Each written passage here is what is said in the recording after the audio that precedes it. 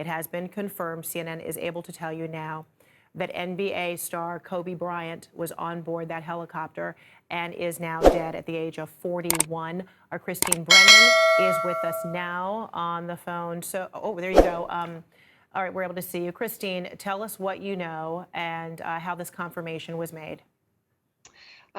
Fred, this is tragic and terrible news. And as people are hearing this news, now confirmed by CNN and other news organizations, it is hitting them as just one of the most unthinkable things you could have here.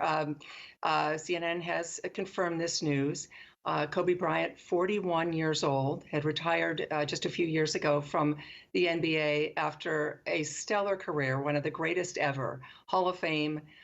He played only his entire career with one team, the Lakers, and in many ways he was the Los Angeles Lakers.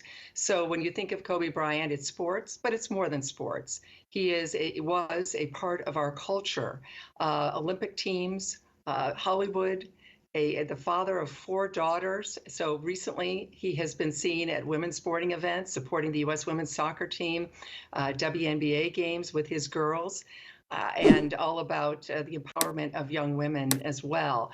Controversy, of course, allegations of sexual assault many years ago, but he overcame that and has become such a cultural icon and such, not just about sports, but about our culture and a huge piece of Americana. And so that's why this news is absolutely tragic, stunning, and a shocker. I'm sure that as people are listening in and finding out about this, they are as shocked as I was when I heard the news. It's truly awful.